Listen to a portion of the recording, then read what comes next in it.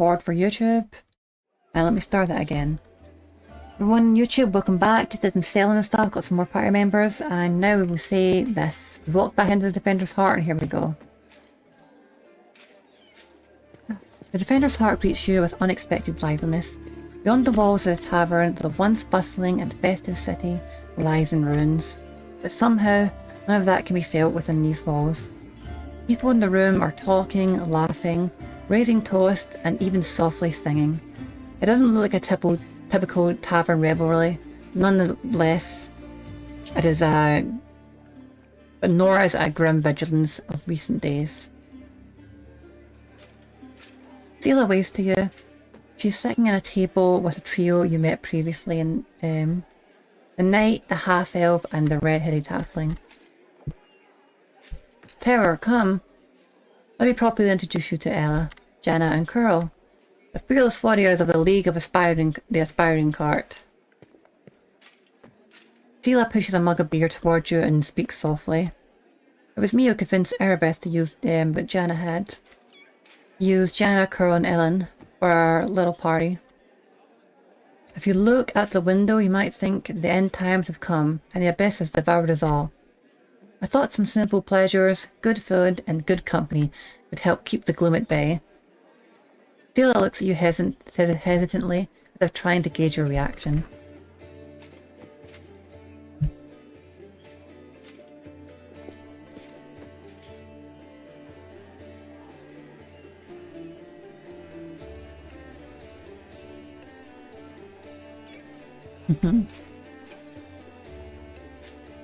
Good deuce. No, I don't want to shrug silently. I thought it was just stay silent. Have I ever turned down good merrymaking and good company? Let's raise our mugs, my friends. And to you, my friends in chat, I raise my Red Bull and water. Wait, I'm not ready for our toast yet. It's not every day I drink with paladins, knights, and sword lords. Hey, are we just going to sit here with grim faces? I say we get to know each other a little better. So we have better reasons to toast. That sounds good, my dude.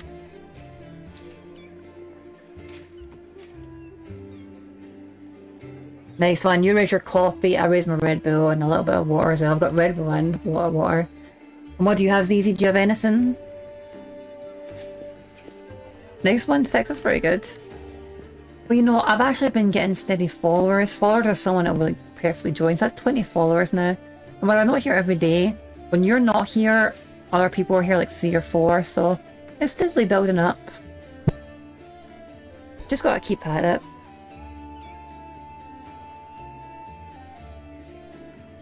Easy, are you there?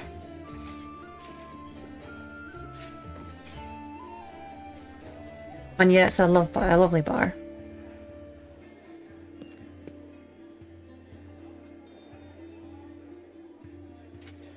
That's easy. I'm talking to you on Discord to get you here.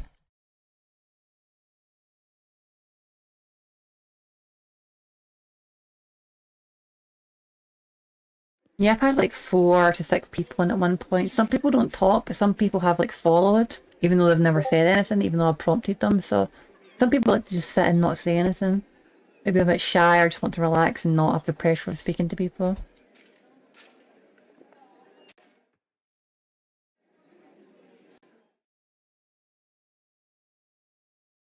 I was asking you, Cece, do you have anything to drink? I did a toast. We're all doing a toasting game. I'm going to toast to you guys. I'm toasting with my Red Bull, and Magvin's toasting us with his coffee. What do you have to drink, if anything? If nothing, go and get something quickly. Go on, you hurry up. Go get something, we'll toast together.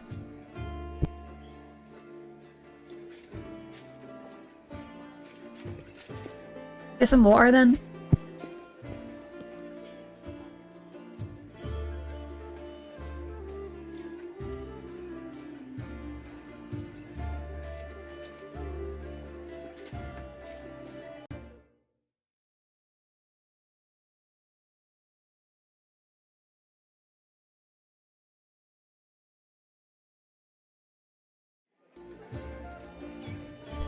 I'll wait for you, Zizi. And then the two silent people not speaking can also toast in their hearts with us.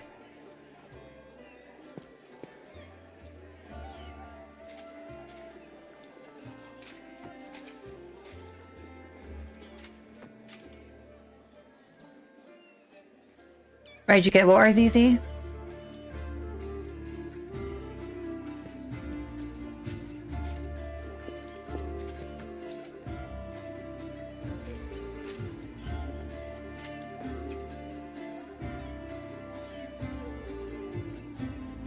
Okay, ready. And ching. 3 cheers! Hip hip hooray! Hip hip hooray! Hip hip hooray! And we all toast to my new Twitch streaming career.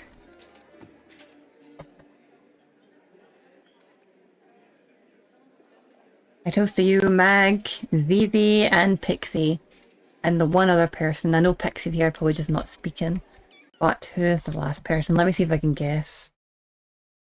I believe it must be probably someone I've not seen, is not always here. Maybe ASMR Mew, I think, perhaps. So cheers to you, ASMR Mew, if it's you. If it's not, sorry, my bad. There's just so many people in chat that are like AFK. I always have been. But ASMR Mew, I think, is a new person I've noticed. Perhaps. Anyway.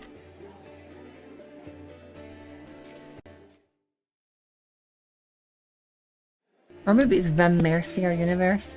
Anyway, continuing on.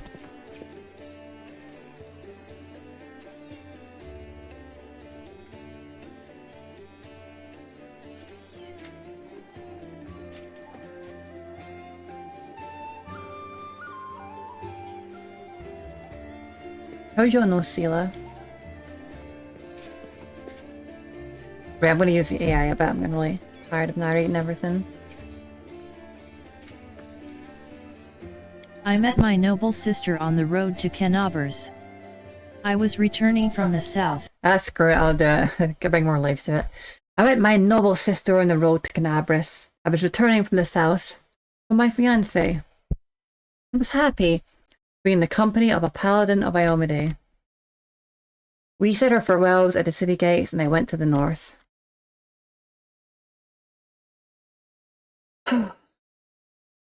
Along the road to Dresden to my orders camp. Ellen's face grows grim at the mention of the camp. The demons attacked us there at the same time they struck Canabris, but we managed to fight them off. We hurried to the city's aid and joined with the Eagle Watch. All my fellow Houndhearts were wounded during the battle on the streets. I'm the last of my order who can still fight. It's so good to see Sela again. Every loyal heart counts these days. I met Sela at the tavern in Canabris before the attack. Of course, she was the one who would sit at the table with the condemned. Knights usually don't even look at us, but Sela's different. I knew the moment I saw her. That's what made me notice Sela too, so I sat down to talk to her. I never understood why everyone treated the condemned so horribly, and I still don't. Our Curl's a great lad, and so after that night, Sela and I went round to the taverns together every day. Mendev is an amazing place. People from all over the world come here for glory, redemption, or to help those in trouble. And they always find each other.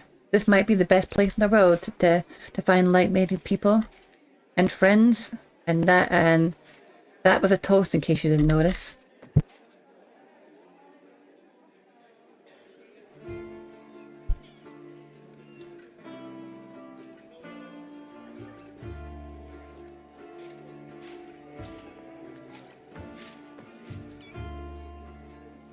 Tell me about you and your order, Alan. Right, now I'm using it. And give myself a break. As stories go, it's not very entertaining. I was born far to the south, in Andorran. I lost my parents early, led the life of a simple mercenary, but often questioned the path I had chosen. I'm proud of my sword skills, I enjoy training and drills, and I'm not afraid of battle. But risking my life for coin? It takes a special mindset to choose that lot with no regrets. You have to want to risk your blood.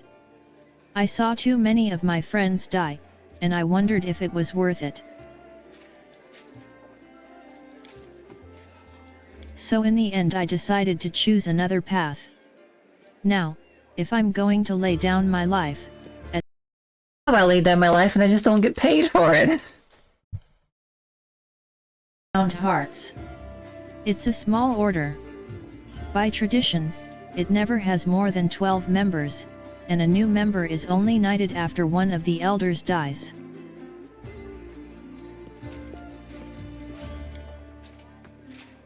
We patrol the lands along the Wardstone line, and provide aid to travelers and settlers. Unfortunately, death is common among the Hound Hearts. I became a full knight 2 years ago, after laying my mentor to rest. But I'm content with my choice. My place is among the Crusaders. Obviously D&D is a big universe, and I get why they do this, because in this planet at least, there's this thing called the Whirlwind. It's like a giant portal that leads to the Abyss, and like the demons in the Abyss were trying to take over this planet apparently, so like people kind of have to come and fight here and fight the demons, because if they don't, they'll eventually just take over the whole world.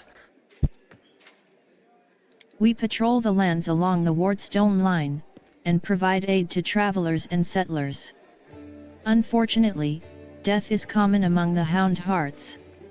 I became a full knight 2 years ago, after laying my mentor to rest. But I'm content with my choice. My place is among the Crusaders.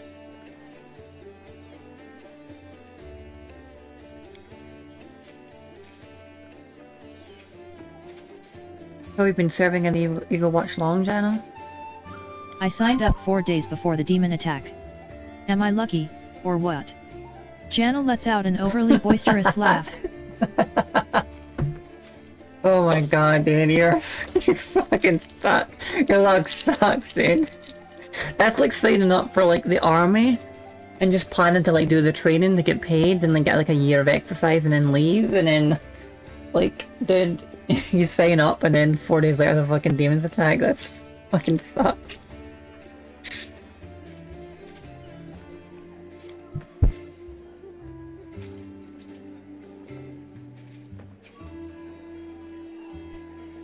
Sucks for you, dude. I'm an apprentice of a famous fencing master from Mivwin, and I learned a thing or two from him, believe me. I soon got bored of fighting off bandits and getting involved in the petty squabbles of the bickering river kingdoms. I wanted a proper challenge, and you can't find a better place than Mendav. And what do you know, the moment I arrived, the demonic invasion began. My father would say that's no accident. Fate brought me here. Well, she seems to want to actually be here then and wants to do this and kind of looks at it with positivity, so I guess she wanted to challenge herself, so I guess this works out for her. And in fact isn't unlucky. What about you, Carol? How do you end up in the Condemned? And Condemned is like, I don't know, the army, but you're forced to be in it and you're like punished or whatever, like a criminal, like the Night's Watch in Game of Thrones, so let's hear it. I just did what everyone else was doing. I grew up in the slums, where everyone stole a little, or maybe smuggled, or guarded stashes, so. Curl stares into his mug gloomily. But I never killed anybody and I never did anything really bad. I got caught stealing, and when they made me choose between prison and the Condemned, well, of course I didn't want to go to prison. I'm not that good a fighter, but, as Norgorber is my witness, a thief can also be useful in a war against demons. I've always been a good scout. I can sneak under the nose of any monster. But I don't know where my friends are now. We got separated when the demons rampaged through the city. Maybe this is kind of racist for me to say and like kind of insulting to the halflings. even if it is meant in a kind of kind manner, but I find it strange and kind of really brutal that these people that arrested little Curl here had the heart to like do that, because he's just a little halfling. And I mean, come on, they're just like little tiny children people basically. So it's weird, kinda. I mean, I know he's not technically a child, but he kinda is. At least in like strength and size and all that. It's like taking a little kid kinda who just kinda needs to feel to like eat stuff and like be like, oh, you're going to go to prison or like going to fight in our brutal army. It's kind of, I don't know, it seems a bit merciless, I suppose. Then again, I suppose he shouldn't get special treatment, I suppose. I'd probably give him special treatment, which is probably a bit unfair, but I mean, come on. They're always like really actually gentle-natured as well. That's actually part of the lore, that they're very gentle-natured, so I mean, I don't know, a wee halfling shouldn't be able to steal shit anyway. That's probably a problem with their city and their economy. Probably a lot of corruption. Chin up, friend. Whoever you were in the past, you're our friend now. A crusader. Your skills will be useful to us, you'll see. Your skills will be useful to us, you'll see. Gila, did you call me over or something? Or just because? Is something the matter? I didn't just want to talk about today's celebration. You see, Ella is in trouble. I want to help him, and I don't know anyone else in the city I can turn to. His fellow knights were all wounded in battle.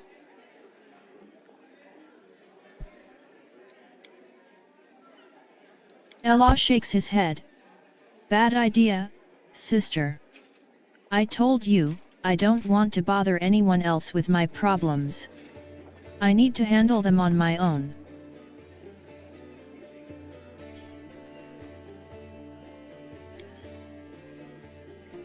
You know, it's strange, I can't really take things in unless I read them when I'm playing these games. Even if I listen to the dialogue, I still need to read it. But of course, I'm only really using the AI thing for other people because I'd rather just read it myself.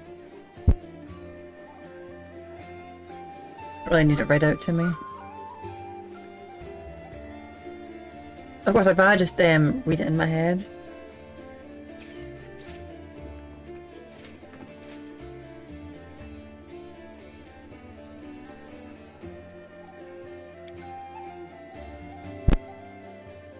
The young knight shakes his head. In all truth, I do not wish to impose. My problems are just minor troubles. A paladin of Iomity and her friends certainly have more important things to do. Especially now that Canobers has been overrun with demons. If I've learned anything in life, it's that there's nothing minor about good and evil. Sela begins seriously, but then a smile lights up her face. Take the three of you, for example. It seems like all you did was save one cart from some lesser demons. But look how many people are happy now.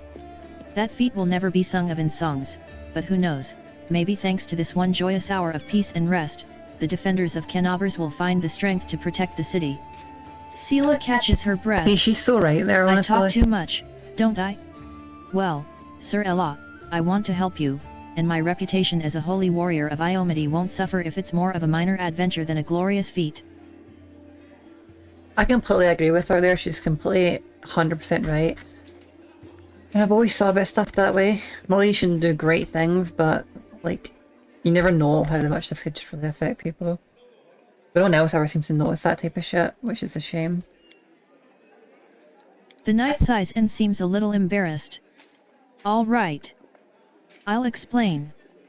The life of a crusader has given me more than just a purpose and a chance to serve a righteous cause. When I abandoned the life of a mercenary and came to Mendev, I gained something else I never expected. It's here that I met, may all the ladies here forgive me, the finest girl in all the world. It's a miracle she found any love in her own heart for a bungler like me. But I'm not about to let this miracle go. Not even the demon lord Deskari and all his demon army can stand in my way. Luckily, my beloved is now safely away from Canobers. For half a year I've been getting up my courage to propose to her. I even ordered a ring from Derek's son Hammer, the best jeweler in Mendaf. Independent nightly orders live mostly off donations, and I'm not what you would call rich, but I so want to make Kiana happy. Oh, it took me 3 months to find a jewel the same shade as her eyes. And twice that long to scrape together enough money. Master Darek's work was worth it, but I lost the ring during the demon attack, and I'll probably never find a worthy replacement. A gem the same color as her eyes? Gay? Gay? What are you, gay?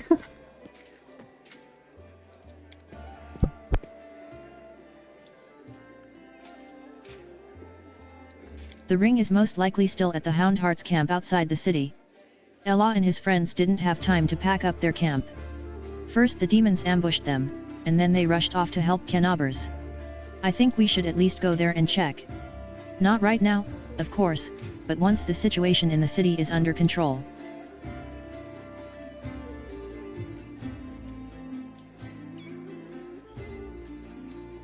I mean, think of it.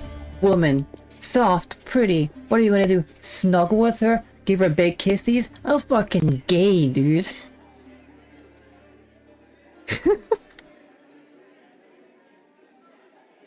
I've actually genuinely heard arguments like that. I've heard people jokingly say that, but I've also heard people seriously say that. It's really funny either way. Bake a cake with her. Gay. What a pussy.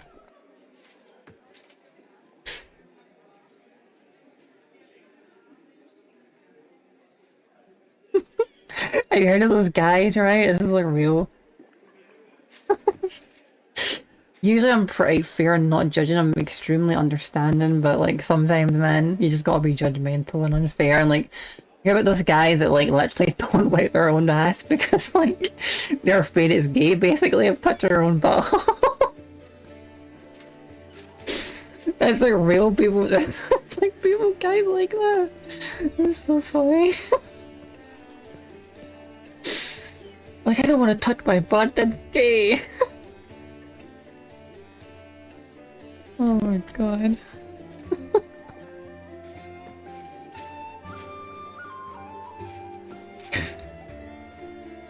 Okay, I'll help. What could we run into?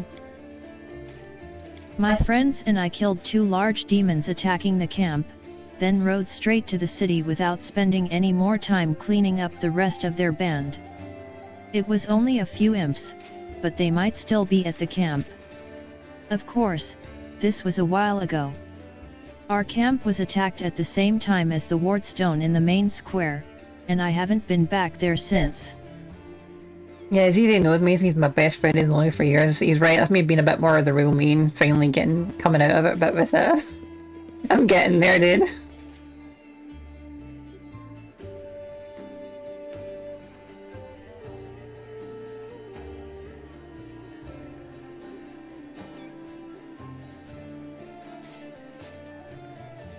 Fine, I'll help. Philip puts her hand on your shoulder. Thanks for agreeing to help. Ellen's a good man and a true knight, and I think the world should repay those who are so devoted to doing good. Let's help him so he can propose to his new beloved the way he wanted. Sapphire the colour of her eyes. What a pussy! No, I'm just kidding.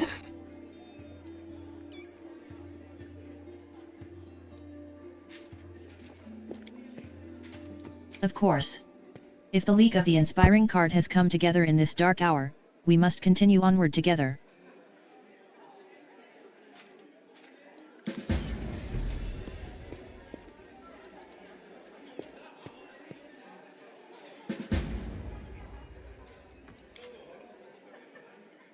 There's a custom in the Navajo Mountains. Comes from an ancient tradition in a long line of legendary redacted. I believe they call it gay. With the G-A-M-A-E, you get me, Magvin. You ever watch that? I wonder if you got it for this. You ever watch Gamerpoop, Magvin? Like the Mass Effect Gamerpoop? That's where you got it from, didn't you?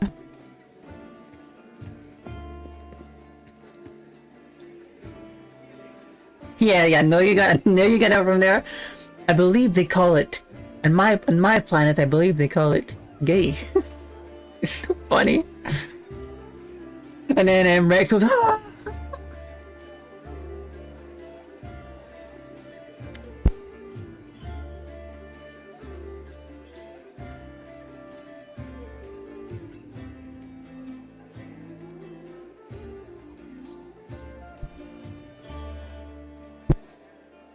Your best from the red eyes and tired eyes. Any success? How's it say?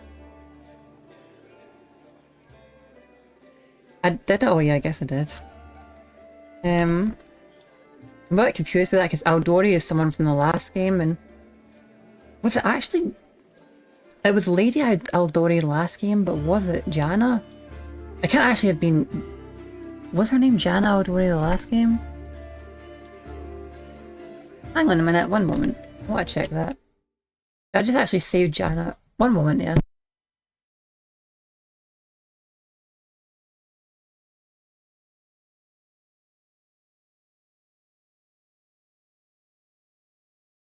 It's not Janna, it's Jamandi Aldori from the first game, so I didn't save Jamandi. I thought it might have been her.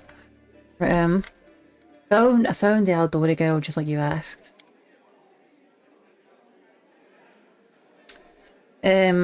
Yes, thank you. It's good to have her back. We need every fighter we can get. Erebeth rounds. I suppose it's asking too much to want fighters that are sober as well. Yeah, because we basically brought on a big car fucking bear when we saved them. There's a traitor I'm trying to track down. Who is your informant among the things? We already done this, so it's done, but I guess I'll ask.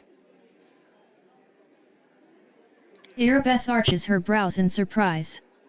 Canobers is threatened by a demon horde, and you have enough spare time to help out thieves?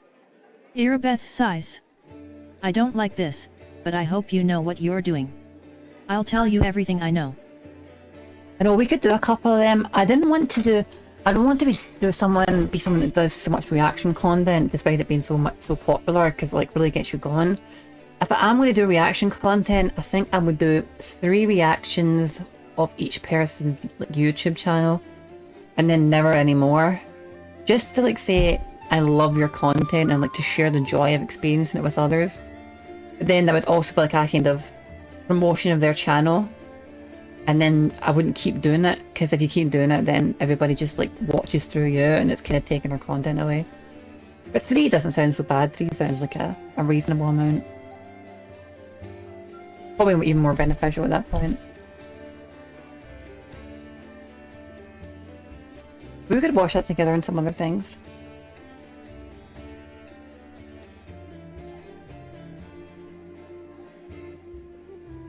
Canabras is threatened by a demon horde, and you have enough spare time to help out thieves. Yeah, I guess I do. I don't like this, but I hope you know what you're doing. I'll tell you everything I know. I did not see my informant's face. He slipped out of a dark alley, handed me the note and disappeared. Erebeth hesitates as she tries to remember.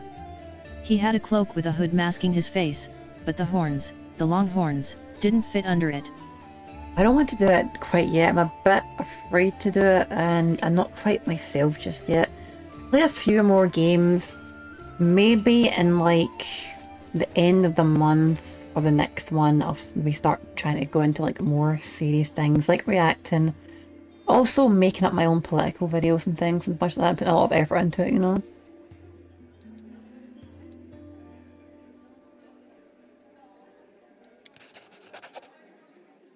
There should be a guardian golem in the Ancient Trees and Wonders, the shop they tried to rob. The owner gave us the construct's code word just in case. The golem itself was destroyed, but the head seems to be intact, so we can interrogate the thing and find out what happened. The code word is Hand of Aurora. The shop's owner must have escaped, but there is a chance you'll be lucky with the golem. That guy.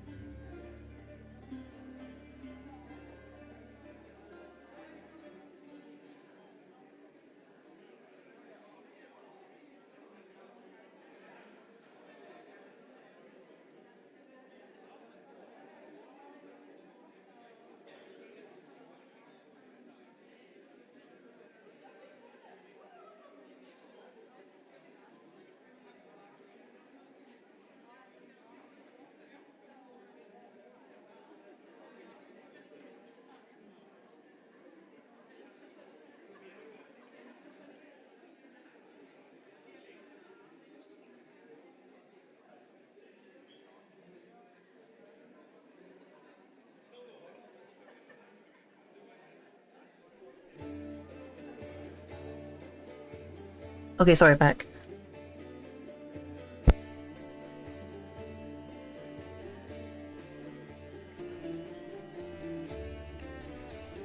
Some rice and stuff cooking. Partially done.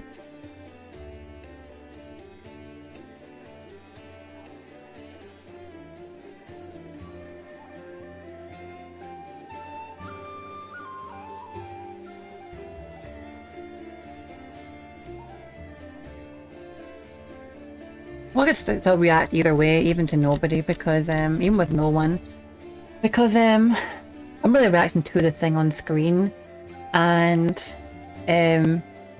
like people might see it in the future in a YouTube video, even if it grows, and they're just reacting to the thing.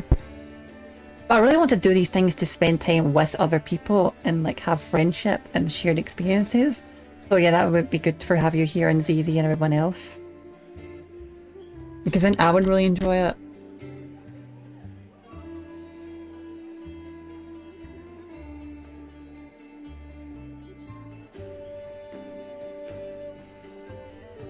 And probably the only time I'd want to do it is with other people here. I really wanted to start out playing Wind Waker, but that's why I need to... You know, let's just get through this conversation first. It was a small order, created to fight not only demons but also the enemy within. To maintain the purity of the paladin ranks, prevent heresy, and identify spies. And it failed miserably at that. The Templars of the Ivory Labyrinth infiltrated it and formed their nest within its ranks. After the Queen entrusted me with leading the order, Anevia, and I practically built it from scratch. We got rid of dead weight, people who weren't committed. We organized ways to transmit messages and orders safely. We introduced reliable ciphers. We found tacit allies around the city, from crusader orders to street beggars. Yeah, you know what? I'm gonna stop stressing about the AI voice, because I enjoy the game just like and reading it myself. And me reading it out really stresses me out. In fact, I'll do narrations when it's a really critical, cool moment. Otherwise, I think I'll use AI voice. And this is really cool. I like this lore and hearing their relationship and how they built this whole like rogue kind of like it's like a guard network, but they're kind of like a kind of secret agent guard network. Like Anivia has like a bunch of spies and stuff basically, and it's really interesting to hear about all her spy work and stuff later on. And they're like undercover bullshit. It's really kind of quite cool, honestly. This was my personal crusade, to purge the city of the Templars who had infested it. And I thought I was winning. I could feel it, we were so close to driving the cultists out of Canabers. But... Irabeth frowns. It's hard to admit, but those successes didn't count for much once the demons entered the city. Because when I read it out myself, I don't actually... Other than the very first few times... I don't really take it in, so I don't really understand it. It just doesn't enter my brain, really. If I read it out loud. So, like, after I do it too long, I start to, like, get taxed, and I just don't take it in, so... I'd rather just use that. I mean, it's really cool stuff. I will do that. But I just do my own commentary and also my own things I'm going to say to the person.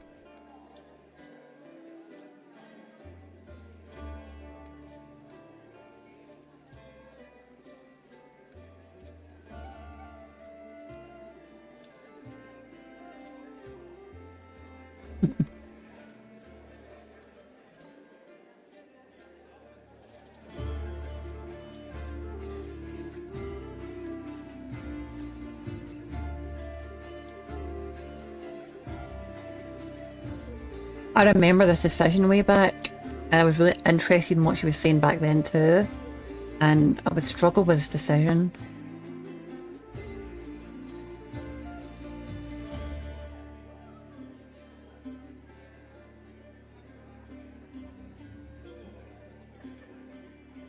There does seem to be cultists like fucking everywhere, right? Like I'm gonna admit, right?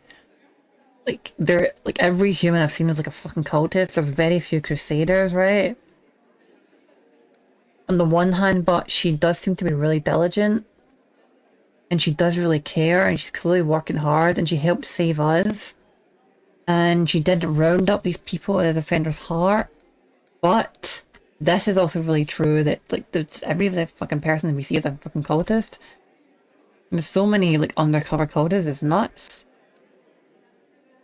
But then again, I don't think intrigue and spy making are against tactical warfare, so I'm not really sure. I think I want to see all of these a bit at once. Maybe, well, not really, maybe not two, but 2 and 3, a mix of 2 and 3.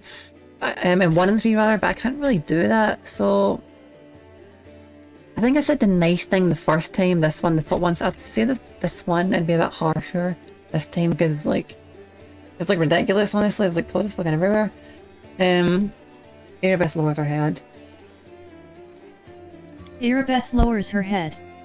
We did all we could, but it wasn't enough. The cultists were everywhere from the start. And the demons just razed everything to the ground, despite our efforts. Oh, hey Pixie, there you are. Have you been here for a while? You're just sitting in silence and chilling out? Seen you enter the chat way back, but I guess you were just chilling out in the background.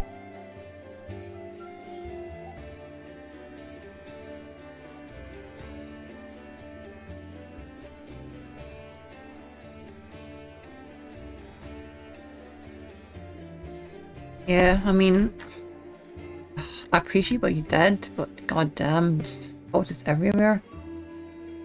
I don't know if they came, maybe they came from somewhere else, but goddamn.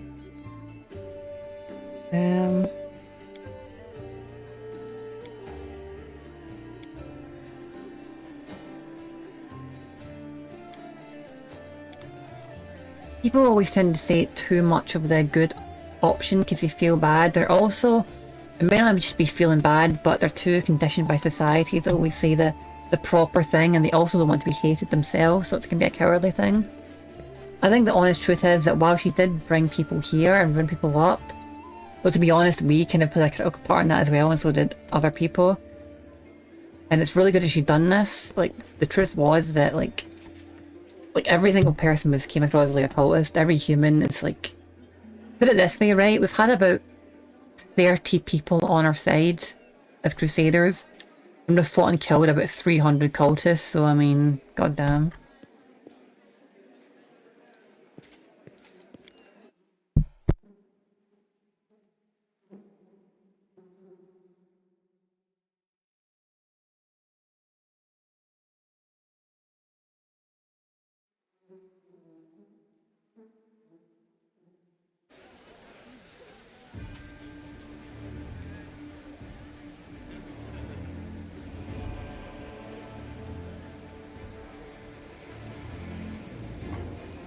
Hey Pixie, good to see you.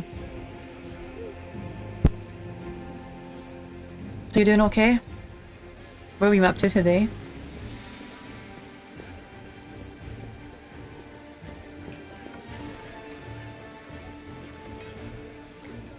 Right. Let's keep on track. Even off track, right? We've sold stuff. We've collected land. We have put items we have on Sela. On our person at least, because we're not going to put them in the storage. We are low on health, so we should rest. And also, I might need to talk to one more person for like a quest I've done and should probably hand in. Right, Eagle Boss Crusader, Healer. I've not spoken to Healer yet, I'll do that in a moment.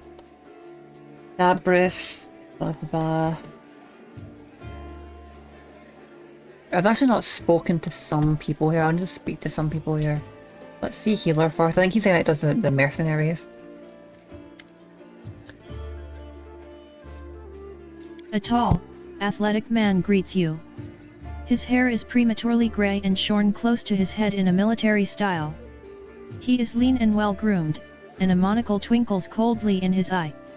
The bold set of his jaw and his large but agile frame attest that here is a man who is always ready to be on the move. Greetings. I am Hyler, venture captain of the Pathfinder Society.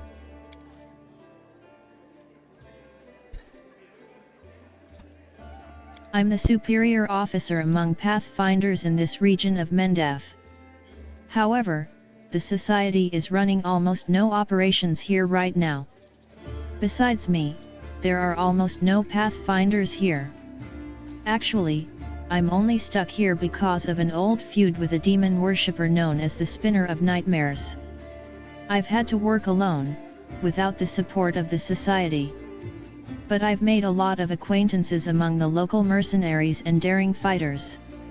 If you need any good fighters for an honest cause, talk to me. Remember this guy's story making me really, really sad.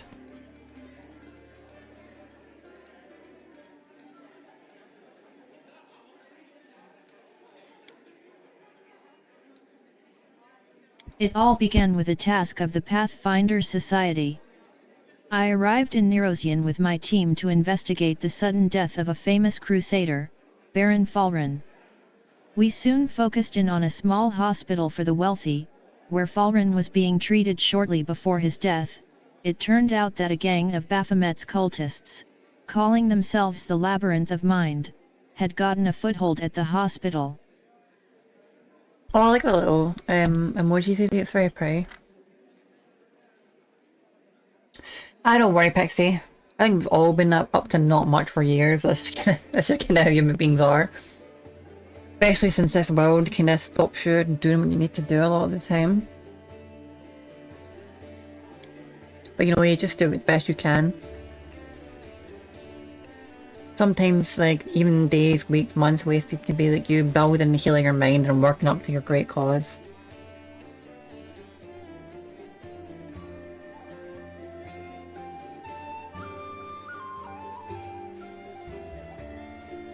They were obsessed with twisting the minds of their victims, and targeted fragile people too weak to resist. The hospital was filled with perfect victims, isolated for weeks from the outside world, completely helpless, and when they returned, they were different. Almost normal. But the moment they heard a certain phrase, something dark awoke in their mind, and they transformed into servants of Baphomet, ready to lie, betray, and even kill. The Labyrinth of Mind was preparing to infiltrate all the elite circles in Mendef. But Baron Falren stopped them. I think actually the reason that works is that I think it was Asmodeus imprisoned Baphomet in like a great labyrinth. Was supposed to keep him there for like eternity, but he got out in like a year, and he developed a spell because he's such a wise like genius. And he developed a spell, or I think it's just a penchant for like masterful like mind magic that it's similar to this. And I think he also created the spell labyrinth, but he made something like that for the mind. It can kind of put you in a mental labyrinth.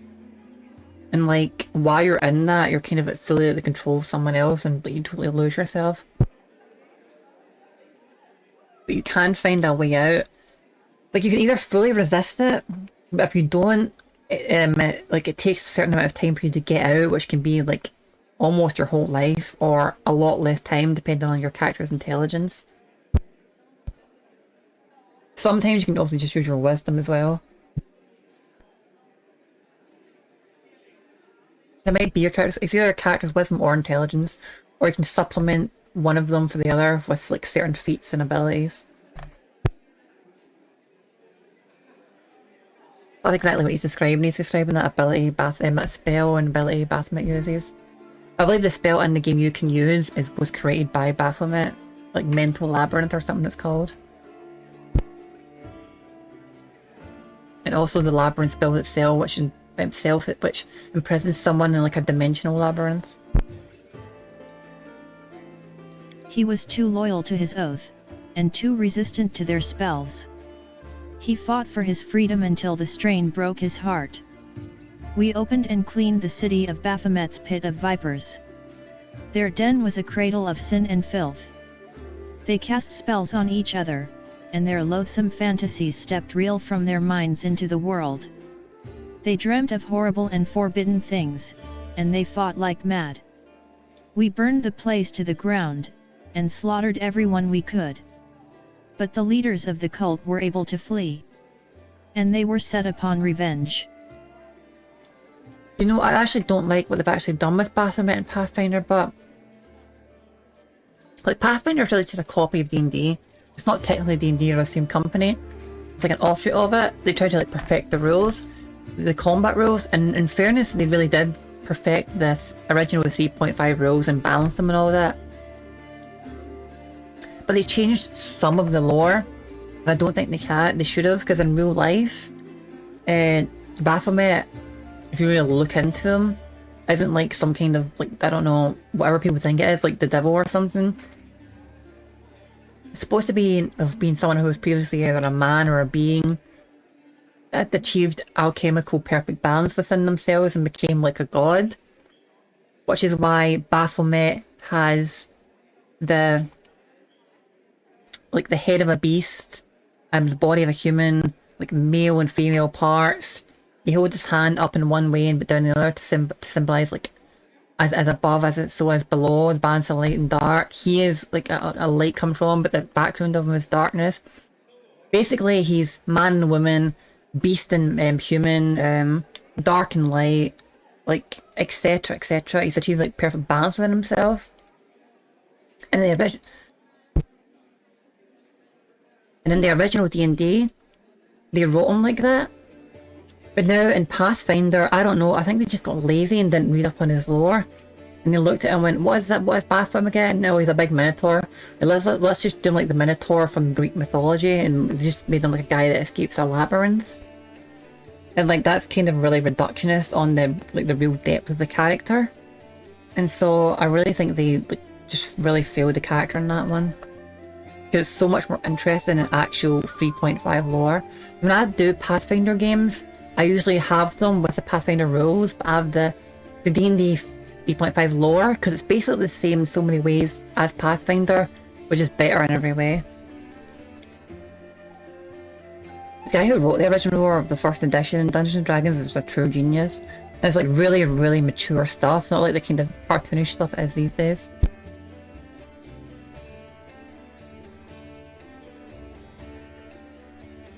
Yep, lore time, motherfucker. That's gonna be my old channel, it's like fucking lore time. Yeah, this is a sad part, I remember this. They abducted my daughter Lowry, who served under my command in the Pathfinder Society. They left me a note full of tart insults, mockery, and sneers. From that note I learned the name of my enemy, the Spinner of Nightmares. A few months later, I confirmed that she was the leader of the Labyrinth of Mind. My hunt had begun. I would get Lowry back at any cost. Hyler grits his teeth with bulldog determination.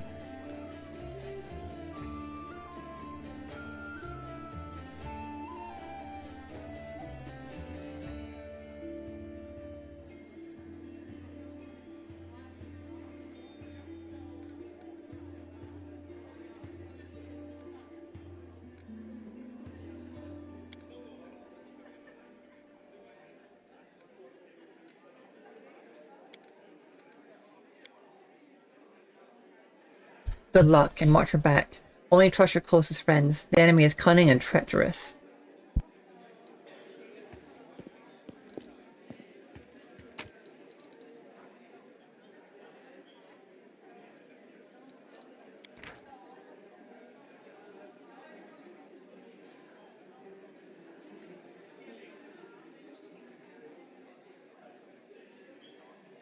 Yeah, the story is right here. This is what I read before. I'm just going to not read it because it's kind of sad. I'm just going to not read it out. Maybe later on when I'm more and like, I don't really want to think about it again. I get a bit too into these games and pretend they're real because that's how you really enjoy it, but because of that I get really sad when I hear some of the stuff. Pink Eye? This is called Pink Eye. Hell yeah, it's sexy.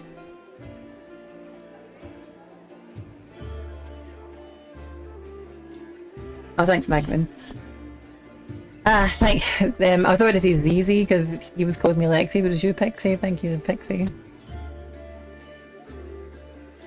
Let's see what Pink Eye has to say.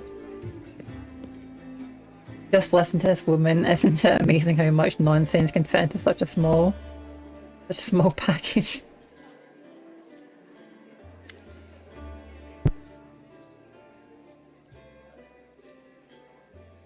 Yeah, one of the things I don't like about this game, most of the demons in there, I mean, they're chaotic evil, which means they want to destroy and cause great destruction.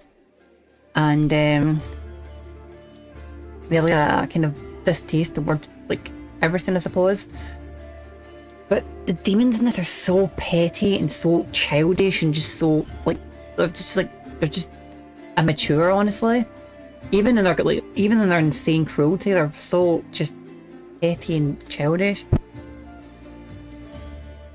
But they keep the descriptions for the old D&D demons, and demons are meant to be genuinely higher beings. That means higher in every sense, not just physically, but like intellectual and spiritual enlightenment. And you can make this work and make it work in a genius way. There's this game called Planescape Torment that you speak to like a demon and a couple of devils at the start of it, and actually in a couple of ways through it. I think the first demon you talk to, like, you get both of their philosophies, which is like lawful evil and chaotic evil. And the chaotic evil demon is just so wise and it's so interesting philosophy. He's more like an artistic, individualist philosophy.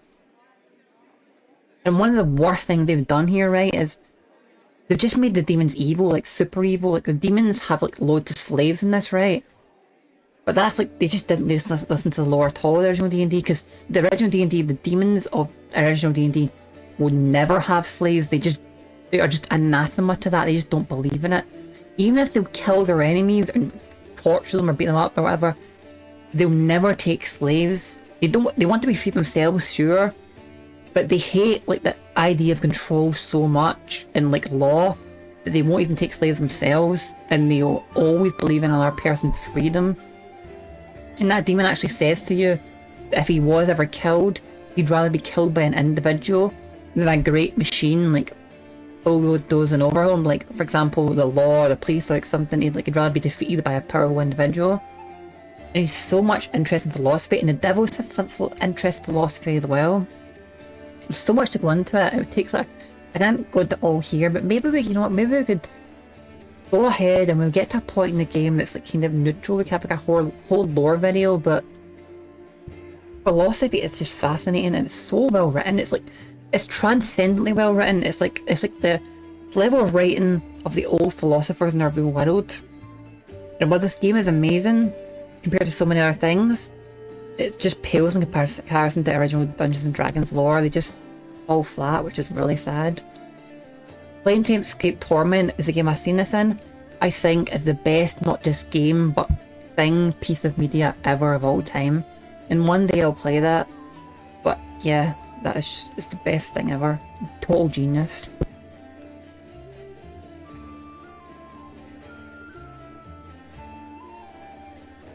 Yeah, the demons are chaotic evil, meaning chaos, freedom, like free thinking, etc. And that's the part they should take into it. Not just they're evil, but they're chaotic evil, everything that means, as well as the devils are lawful evil and everything that means. That means the devils also always keep their word, they're honourable, they never like break their code, etc. It's like there are more layers to them. But in this game as well, they just don't do it proper enough.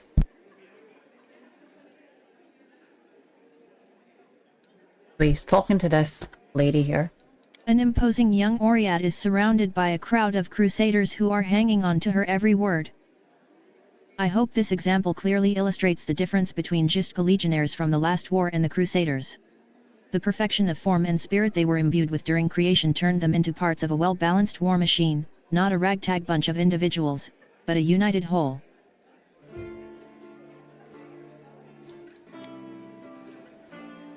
Now tell me again why I am supposed to be impressed by your reckless assaults, where everyone is fighting for their ego and for the right to beat their peers to a swift but pointless, heroic sacrifice. Some of the crusaders grumble unhappily, but it is clear that they are captivated by the woman's words. The only exception is a scraggly and disheveled halfling monk whose puffy black eye gives him away as a brawler and a troublemaker. He enthusiastically pushes forward and tries to engage, but one of his friends swiftly jabs him in the back with an elbow, making the poor fellow pause to catch his breath. Oh, so sorry about the lore dump. I'm just very interested in it. But I should get on with playing this. Some people on YouTube are going to like punch my head off, honestly, by just stopping to talk about this so much.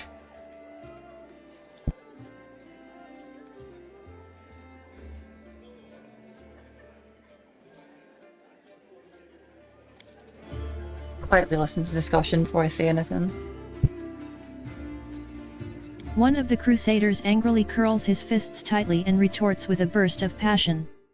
If those gists of yours, or whatever, had come for us, we'd have their guts for garters. You think we've never fought a mighty adversary before? The soldier's stern facade cannot fully conceal his relish, he clearly plans to enjoy this confrontation. The crusaders around him look upon their exotic opponent with a mixture of irritation and piqued interest. The woman chuckles before cutting off her interlocutor. I would love to see you storm a 60-foot-tall walking castle shaped like a gigantic elephant that carries siege fortifications on its back. And I'll have you know these fortifications were defended by Jistkan priest craftsmen armed with demon-bound war machines.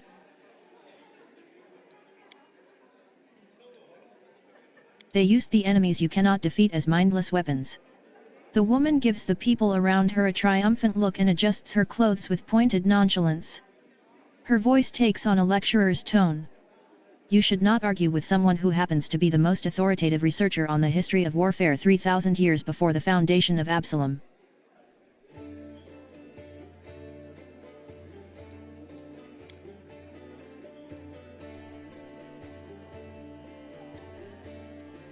The woman looks at you and flashes an amused smile. The lecture is over. Do you, my esteemed listeners, have any questions?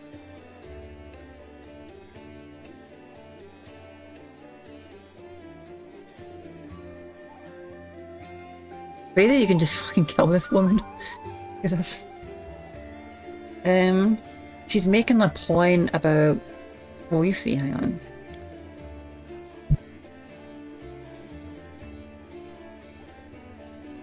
What is this last war that you mentioned? The last war of Jistka, of course. A large-scale conflict that took place 3,000 years before the foundation of Absalom. It was a war against the Assyrian pharaoh of forgotten plagues, the war that ended the legendary Jistka Imperium. An epic struggle that became the most vibrant page in military history. Alas, all conflicts that followed it were but a pale shadow, including the one I am witnessing here.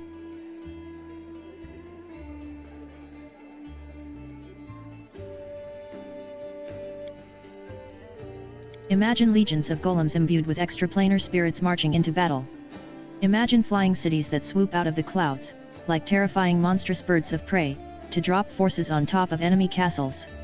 Picture gigantic mechanisms powered by captive, and very angry, demons and devils. Imagine standing in the warpath of walking citadels or having to cover your ears to block out the sound of cannons loaded with shrieking elementals. Finally, imagine the ultimate weapon that defeated the Jistka, the deadly night plague. This affliction was an attack dog, a trained epidemic, a tamed pestilence, striking only those who its master wanted to kill. Imagine all these terrors and understand that no flight of fancy can even come close to the horror of the nightmares that they made real.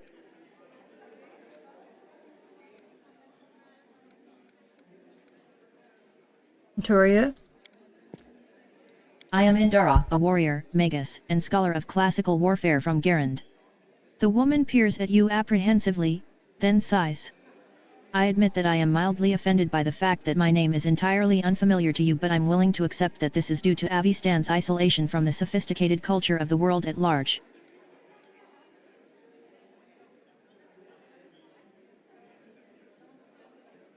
I'm going to respect her after I see how strong she actually is. We've come a long way to be here. I like to think of myself as an inhabitant of Galarian, and I don't narrowly identify with any country in particular. Yeah, I suppose I don't either. I think I've actually said a similar thing on my stream here.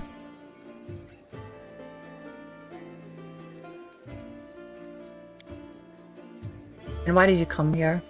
To witness a legendary war.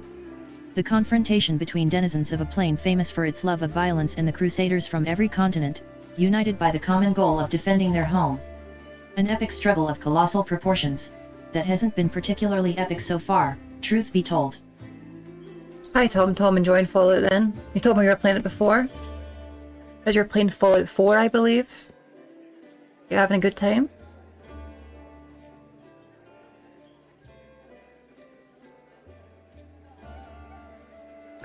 Right, so this woman came here, she's like a renowned scholar, but she came here just to witness an epic war.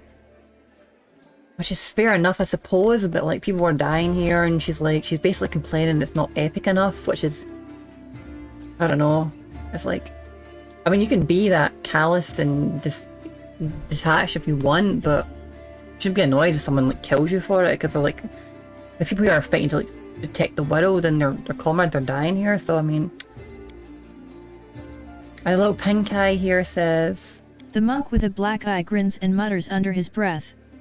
Maybe she just can't see it from here? The view will get way more epic if she stops hiding among us and takes a walk outside.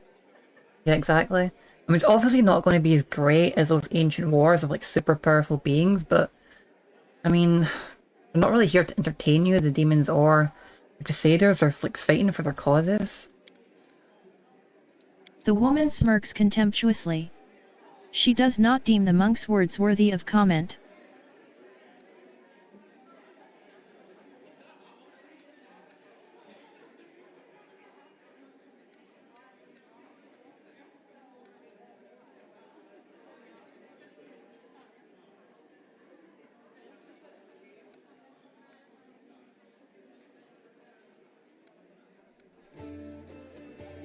I don't know about that. She knows about this historical warfare and how it's all happened.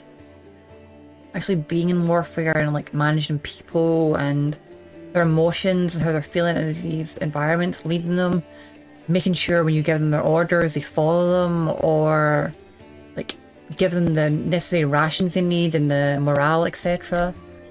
There's a lot more to warfare than just knowing about how cool all the old ancient weapons and powerful beings are. Honestly, I won't comment on that.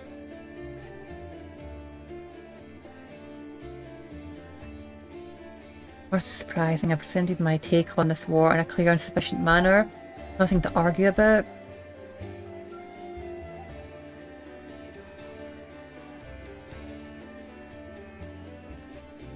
How do you know so much about Jessica's last war? I can say without false modesty that there is no more authoritative researcher on Golarion when it comes to the history of warfare 3,000 years before the foundation of Absalom. I've dedicated my whole life to this subject. I've personally visited old battlefields, and studied the most mysterious and forbidden archives containing chronicles of ancient wars, sometimes risking my life in the process. By the way, TomTom's native language isn't English, so maybe a bit of lost in translation there, but just try and make out what you can. You're doing an Evo playthrough then? Enjoying kicking ass?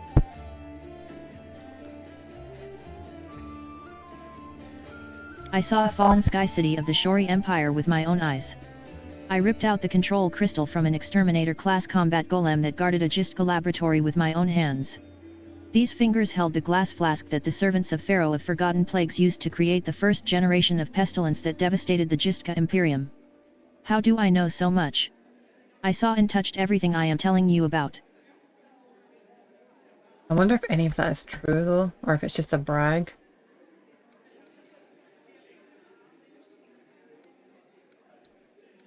Yeah, I'm not going to say you're wrong to treat the Crusaders with such disdain.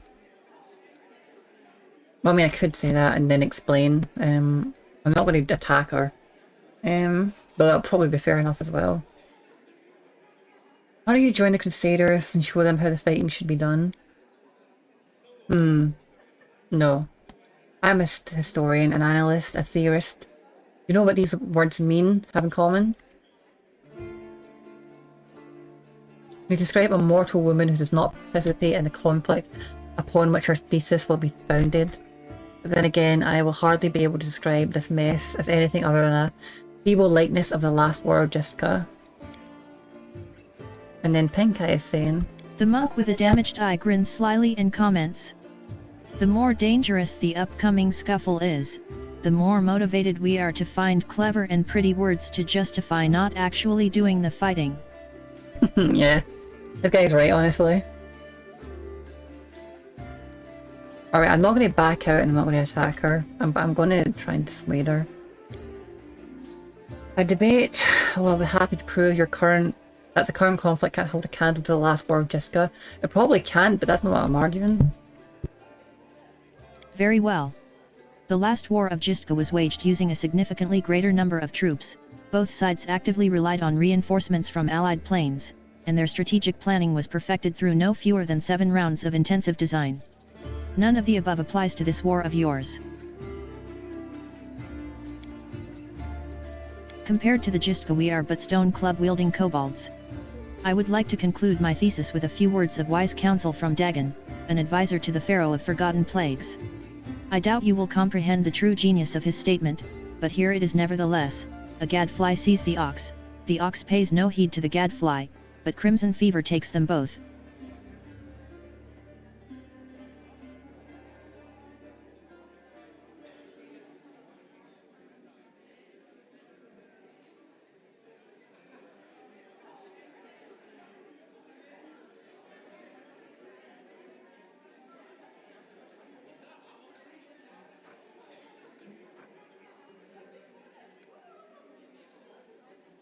We're saying that that ancient frickin' disease is what ended the war. So, like, powerful disease can kill, like, even greatly powerful beings, as well as normal people alike, normal beings alike. And I suppose it can in some ways, though. Like, I mean, demons are immune to disease, and or some other beings.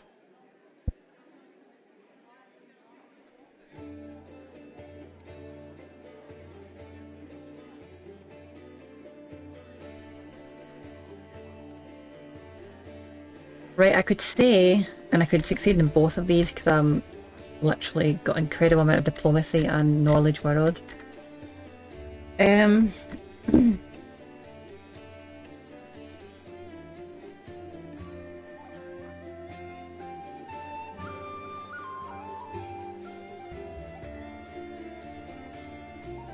I mean, that second one is true, but that's not the point she's making, and that's not a counter to her point. The first one, though, is the point that I'm trying to make. It's not really a counter to her point, but I'm not arguing against her point. What I'm trying to say is, honestly, it's really just perfectly written, is that the events of the past are shrouded in legend, and they don't really matter. The whole point is that the fate of the world is being decided here and now. That's what you feel to grasp. It's like, you're coming here and saying things like, oh, the great ancient war was so much cooler, basically. That's basically what you're saying. It's so much cooler. This war's lame and not as fancy and not as spectacle. But, like, honey, if these guys fail this battle, the demons are going to overrun the world and fucking kill you. And probably rape you too. So, I mean, like, wake up. This is not like frickin'. This is not like a book.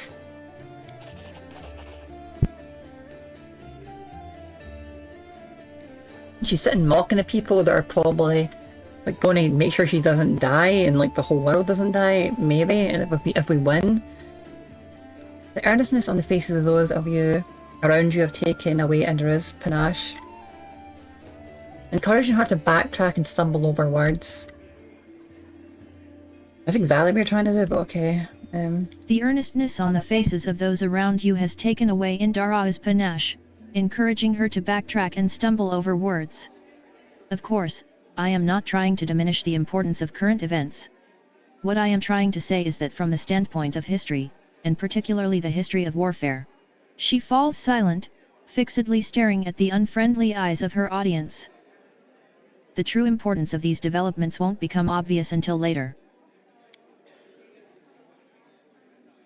Yeah, all she's basically saying is, man, this war is like so not as cool as the old one. It's like, we're just basically wielding shitty weapons and not having like cool magic and cool technology. But I mean, sure, that's true and she's right, but what does it matter? It's like, it's just irrelevant. You're just basically you're basically just acting like a kid saying, I'm not impressed with this cool war, I want to see something cooler, even though like people were like fighting and dying.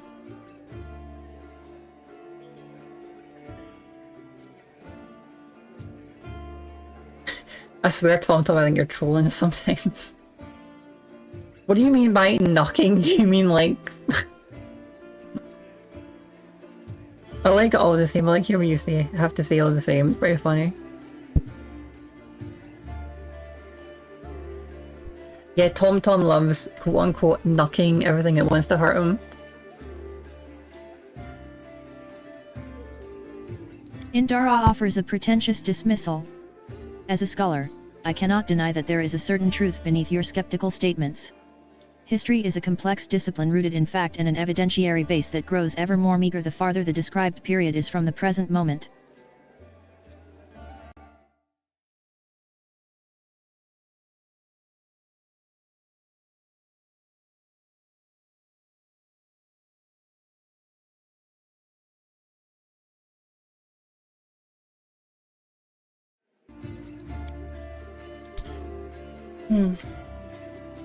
Yeah, now she's basically just trying to find, like, she's trying to over-explain to just, like, kind of, like, say a lot of fancied words and things to try and, like, get out of the situation. She's not really saying anything. She's just realising she's been a complete idiot. Of course, if I were to argue in bad faith, the way Crusaders embellish their tales of slaying a single Brimoric by adding a dozen Balors, for example, I could win this debate. But I am above such things, and therefore I'm forced to admit that your skepticism is not entirely without merit. Now she's strawmanning me and giving me another argument. I'm not saying I'm skeptical of her ancient battle tales. That's like, that's not the issue. The point is that you're, like, this, it doesn't matter. Like, we're fighting a war here. It's not about entertaining you.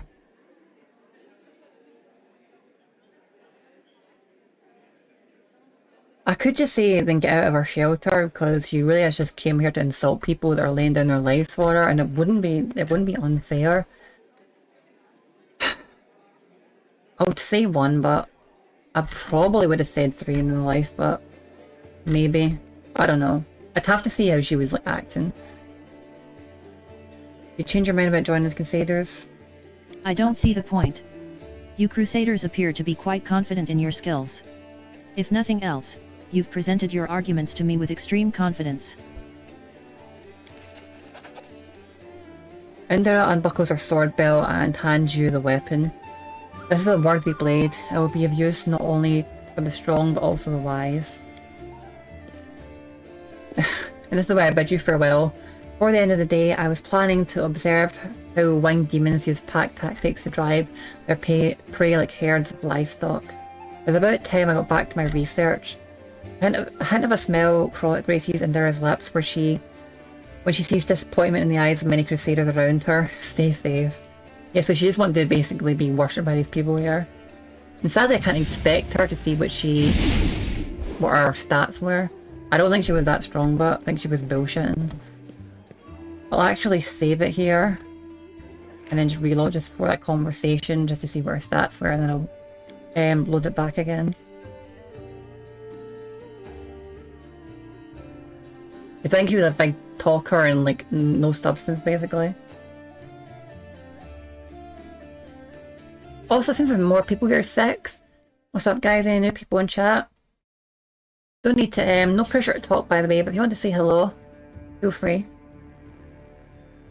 If you want to just stay silent and chill out, then just relax, no problem. If you enjoy your time here, hopefully one day you can follow me and, like, make sure you don't miss me doing things. I want to eventually play Wind Waker with a bunch of people.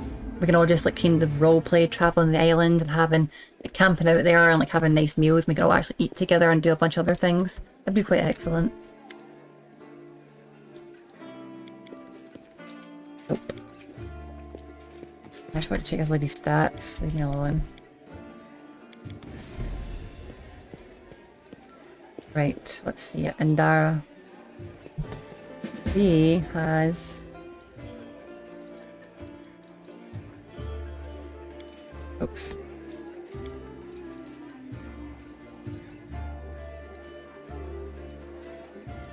Where does he inspect? Doesn't seem to be here. Range? Wonder if it's because I'm in a not battle area. Stop formation. Or no. You know what, I know where it is on the controller, so I'll pick up the controller for one moment and try that. Sorry for anyone a little bored now that I've switched this up, but yeah, I'm not going to stress. I want to do this and I want to see your stats. I remember last time I'd done this, I didn't get to see them either, so I really want to see them this time.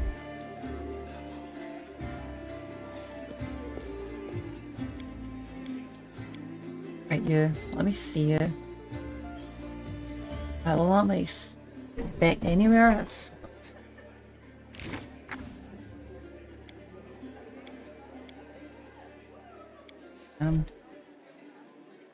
Right, well that's unfortunate. Guess we can't really tell how powerful she was.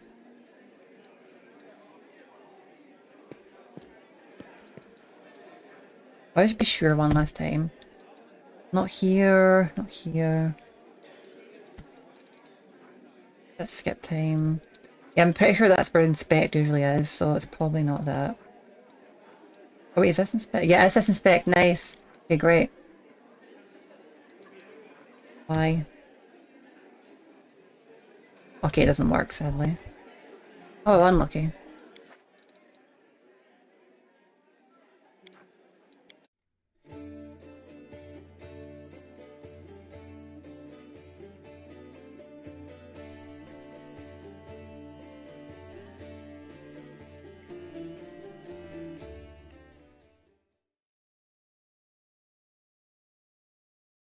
Tom has assured me in the past he's not trolling, but I don't know so much.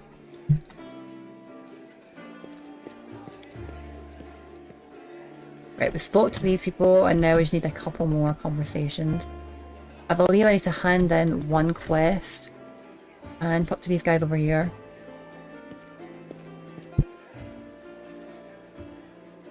Everyone in chat is saying hi. If you want to say hello, no problem, but if you don't, no pressure. A stout old man with a fuzzy grey beard mumbles a prayer. He looks as tired as everyone else in the tavern, but determination is stamped upon his haggard face. What can I do for you? I'll speak sometimes and do the narration when there's no dialogue, but sometimes I need a break, so I've got a little speech mod for that when there is no scripted dialogue, scripted voice acting.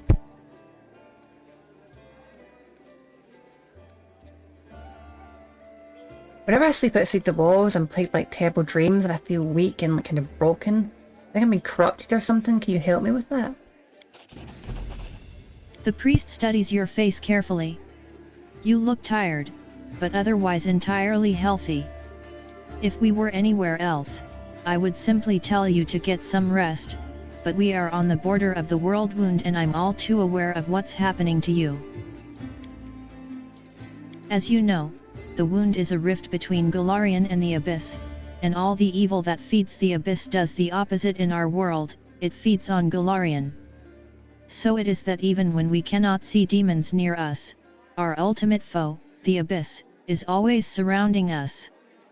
Many soldiers fighting in the world wound experience similar things, they suffer terrible nightmares, get no peace, and sometimes even lose their minds.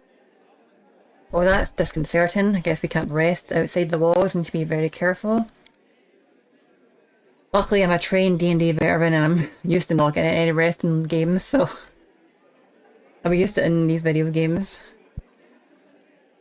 Usually only get one rest at a game, like a session in normal D&D games. Maybe none, and maybe only get to rest until the next session, basically. Where you're basically restored in the next game. But we are trained to help you with this affliction. By the will of Abadar, I have consecrated an altar here. The god's grace permeates the space around it, soothing one's soul and quieting thoughts during rest. So, if you find your nerves are fraying, seek out a holy place like this, approach it, and all the corruption will be cleansed from you.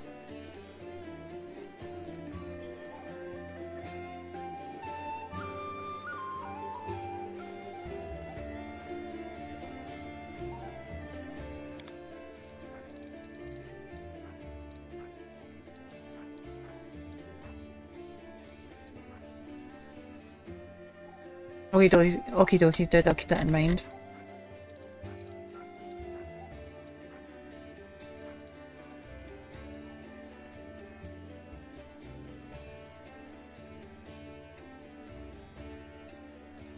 Bracelet of the Wizard.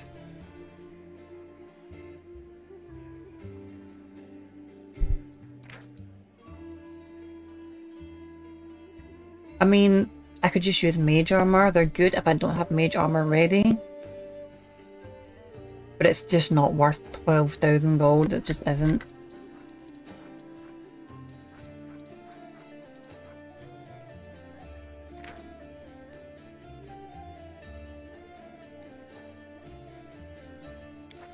That could be good, but not on me. Because I am not a witch. Or a witch? Is it just a witch? I guess a shaman as well. I'm neither a witch or a shaman, I'm a sorcerer.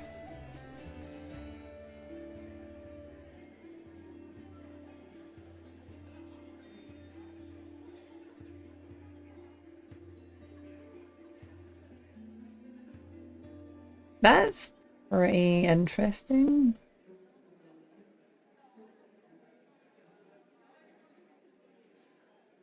Could be a good healing thing for someone who was down. Really get them back up from off the ground. But 10,000 gold, maybe later. For now though, like, just no fucking way. You know what? I think the reason I can't make scrolls and shit is because I don't have one of these.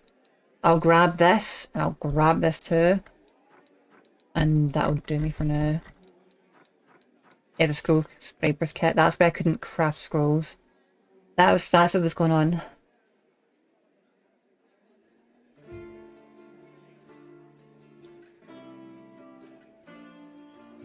Basically needed all the inks and the fancy materials and all that in kits. You know what's so funny? This spell, age resistance. This is a spell in the tabletop, which makes you like, it lets you like extended your lifespan. Like this is never ever going to come up in the fucking game, so I don't know if this is ridiculous because it's a video game, not like a tabletop game, and like where a lot of like time's passing. Which is weird because he didn't put everything from Pathfinder in the game, so like you'd think they could have put something else in that was like useful besides this, which is never going to be useful. Like ever. Like ever.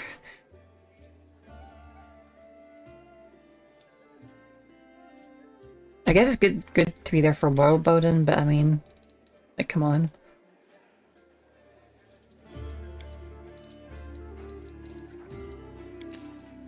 Okie dokie, let's rest now and see if I can scribe some magic scrolls. I cannot rest here, what do you mean I can't rest here? I can rest here. Okay, Ember, why don't you help me with this, honey? Nope, me's alright. And... oops. I like the idea when we're resting, me and Ember spend time together and give ourselves like hugs and snuggles and like working on things together. Yeah, now I can scribe scrolls, great. What do I want to scribe?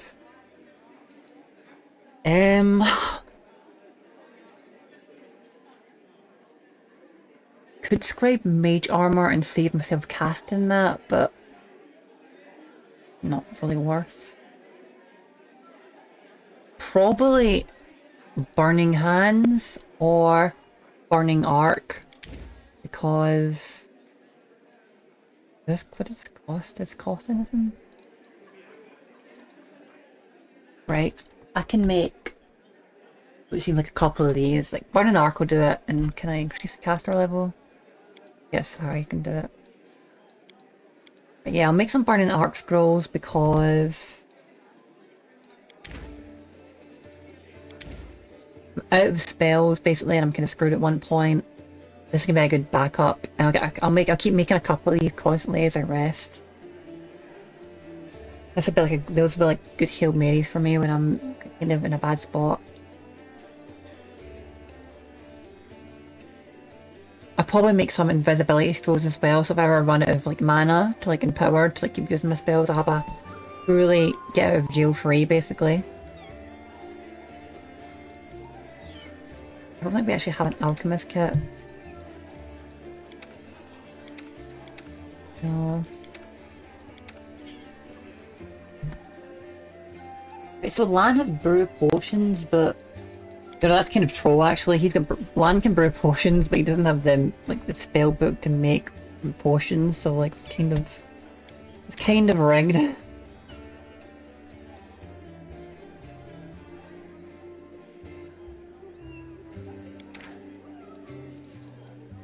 Like, they gave him the ability to brew potions, but not make him a caster, so he can't actually do it, really. You'd have to go into a level of, like, frickin' free stuff to do it. I'm definitely trolling with that. Yep, let's rest.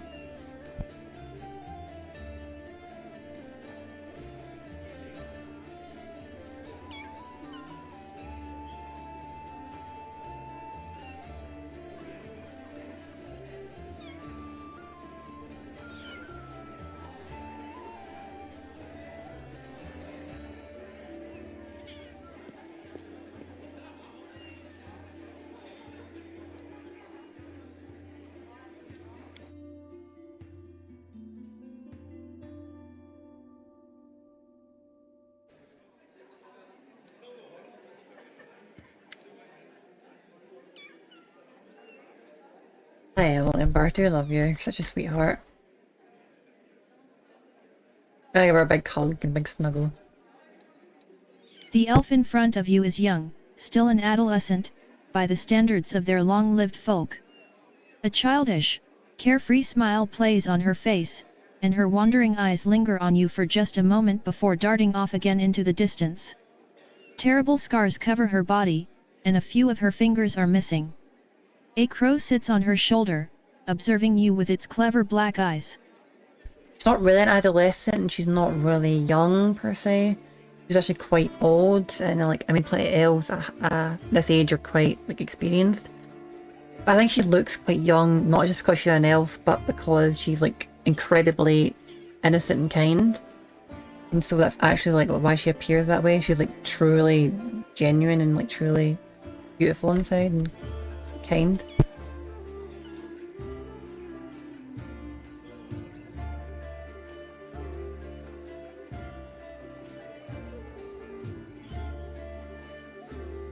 You're always so cheerful, hun. How are you always remain so hopeful? You've been through so much. Hope? She tilts her head and continues to smile. No. No. Hope is a lie. What should we hope for? This world is in the hands of demons. The gods can't help, or they don't want to. Or they forget about us altogether. The people know they're about to be eaten by demons, but still they quarrel with each other and fight and steal. There is no hope, only us. We'll have to win without hope. It'll be hard. The entire abyss is against us. We'll only win by some miracle, which means we'll have to make one happen. What other choice do we have? We'll work a miracle and win, because we have to. The elf smiles broadly and nods to herself. Yeah, definitely one of my favourite party members, probably my favourite party member, and she is very wise in my opinion.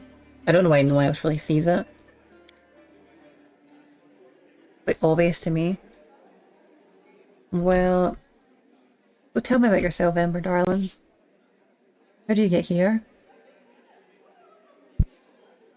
Well, they call me Ember. I used to live in the River City. And I walk with you. That's my story.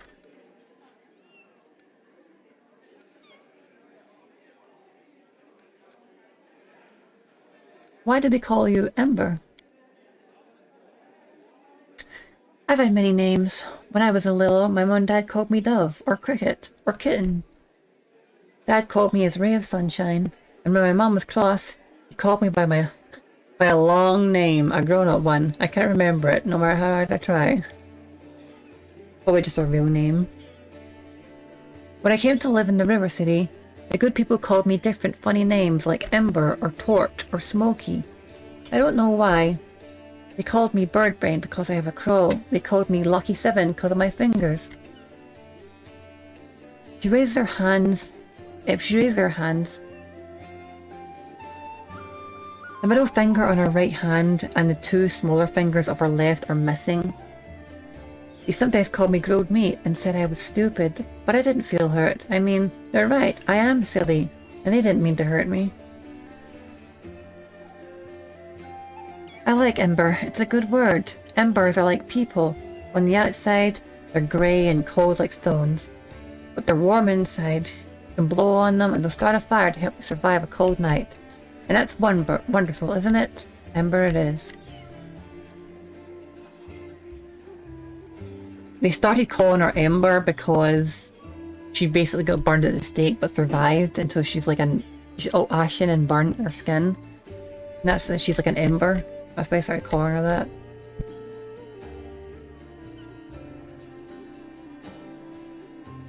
How did you survive on the streets? The elf shrugs. There are many good people in the river city. When I sang for them in the street, they'd often give me coins or bread. Sometimes even clothes. I shared everything with the other homeless, and they showed me where it's safe to sleep, where I could get out of the rain and cold, where I could find discarded things. When the demons destroyed the river city, I looked for my friends, but I found no one. They probably all died. The homeless have no supplies or weapons, or basements to hide in. And the knights won't protect them either. The knights are like gods, so self-important. They're saving the world after all. What do they care about the homeless? Still smiling, the girl shrugs.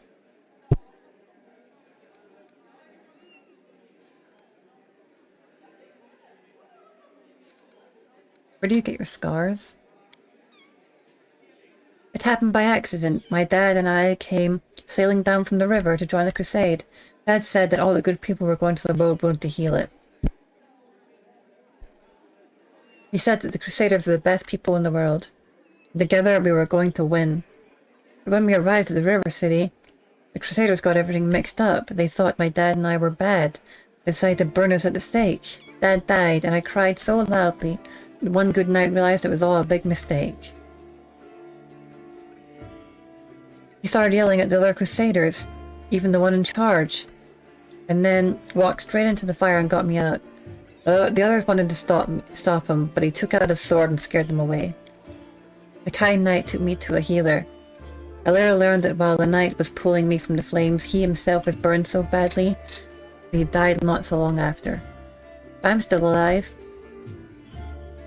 A few fingers missing, and my skin is funny. But I've lived in the river city ever since.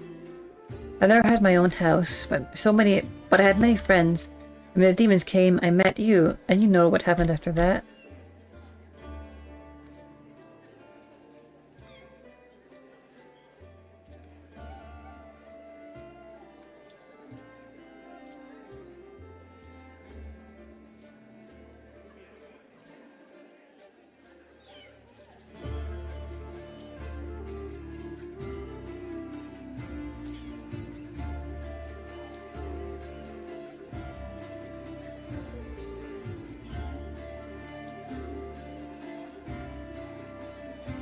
I'd probably say 5. You suffered through so much, and she has, and I feel like saying that. Or number 3. It's probably the one to say. They must have thought they were doing something lawful and just. That's what happens when people let the law do their thinking for them instead of their conscience. No. See, for some reason they were afraid of us. We were their friends, and there were lots of them, and just the 2 of us. And they had weapons, but they still looked at my dad and me like we were going to bite their heads off. Even when we were already on fire. Even when that good knight was carrying me away in his arms, he looked at us with such terror.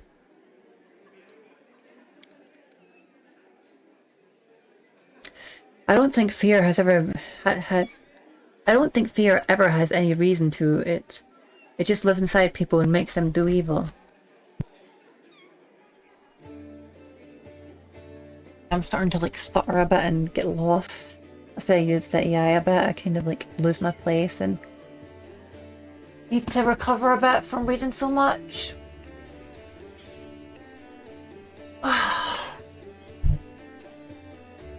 Give me 1 minute. I want to do Ember's voice, but because she's so... like, it's such excellent dialogue.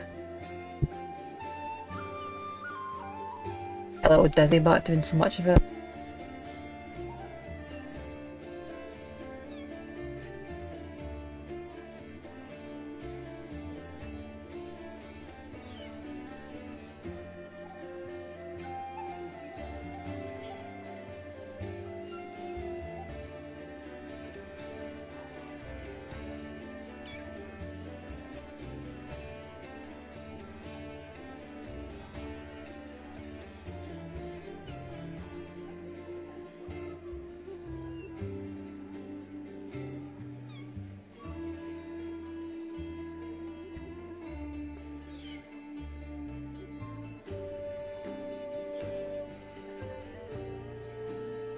Yep, that's right, Magman. Stretch time.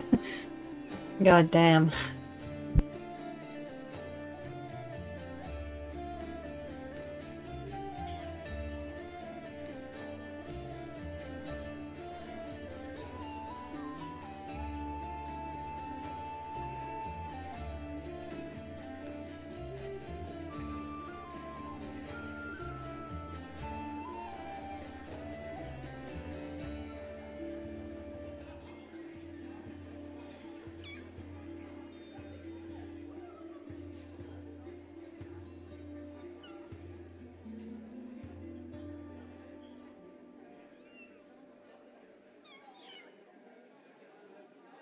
Right, one moment. I am going to say to Ember, thank you for your answers. Go and I'll talk to you a little bit later. I can do some more later, actually. Have to go, Ember. We'll go. Elf watches you with a radiant smile as you leave. Take a little walk about and stretch.